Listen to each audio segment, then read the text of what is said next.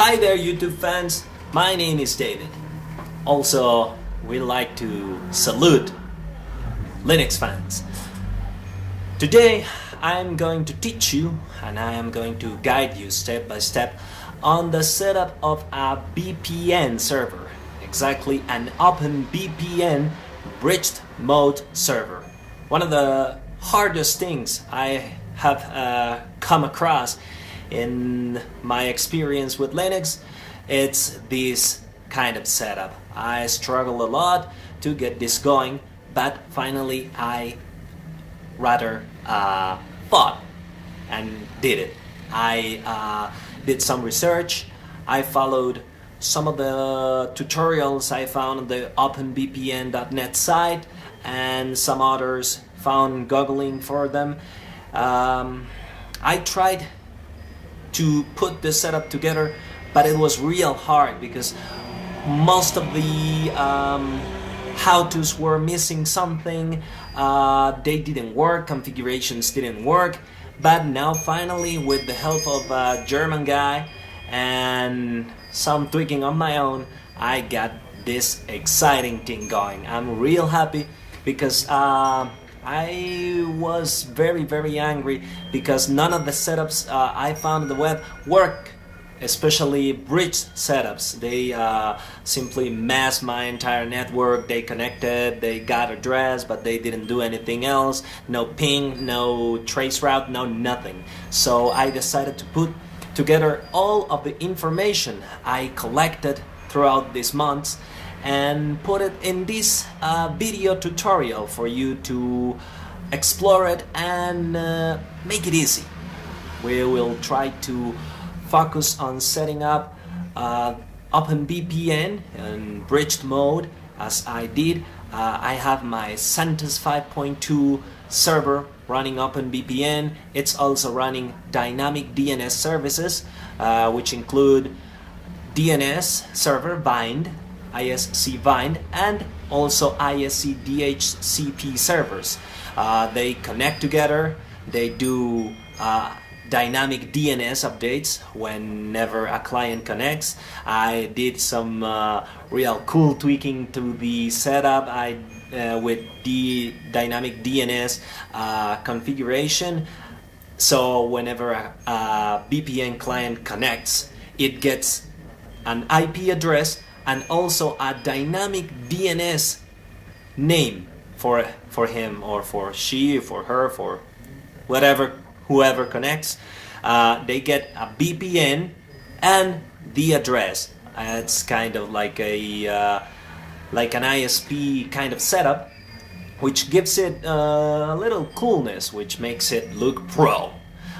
So this is a very important part when it comes to setting up a VPN. If you need routing or you prefer bridging, I'm not going to cover that because that's covered in much more detail than I could do here in this YouTube tutorial.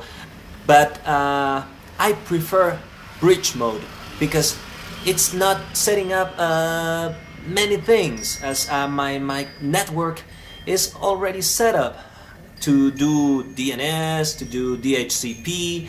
I wanted to browse the network, Windows network neighborhood, as most of the Road Warrior clients I have connect to the VPN to browse their files, they host here on, they store rather on my network servers. So it's very important for them to be like they were physically connected to my network. So I decided to go for the bridge setup to make it a little more exciting. Also, one of the reasons I had to do this is that I host some asterisk PBX services on my network, and I connect to another asterisk server on another city. So I wanted to avoid some NATing problems, you know. The SIP protocol is not very good with NAT, so I wanted the VPN so the clients could see each other like they were physically connected or at least on the same network. So this VPN setup, this OpenVPN setup, really got it going. So I'm putting all of this information together. I'm going to go step by step to the configuration of the different parts of the OpenVPN setup. I am going to put all of these files, all of this setup on my website, which is www.dghboip.com. dghboip.com. There you will find a section where you can download or copy paste all the files. You can tweak the settings according to your needs and have a good time setting this up.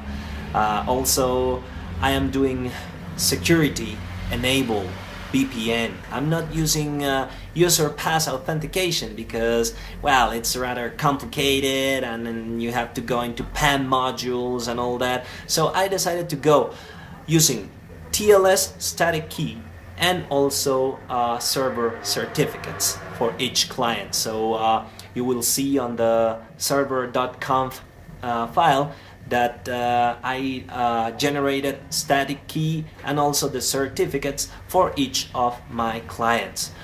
Two of those clients are servers, which form with my network larger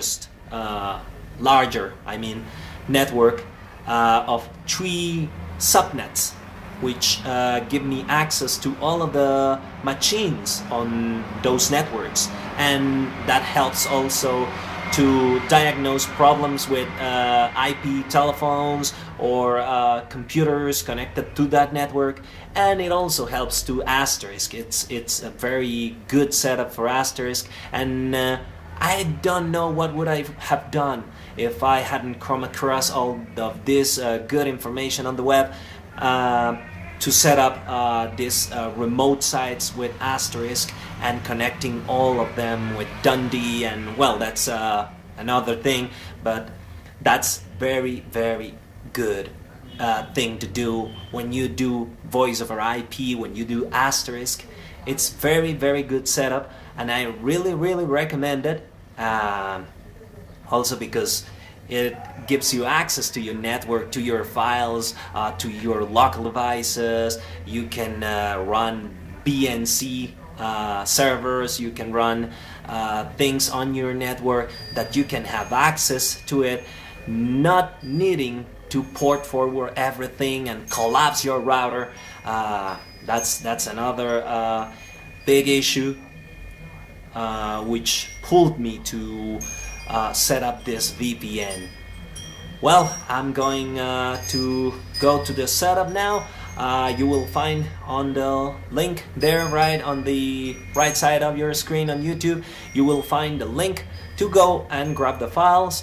I'm going to go step by step to which packages you should install and generating all of the files, setting up all the things that you would need to get this good OpenVPN setup. So we will cover that in a moment.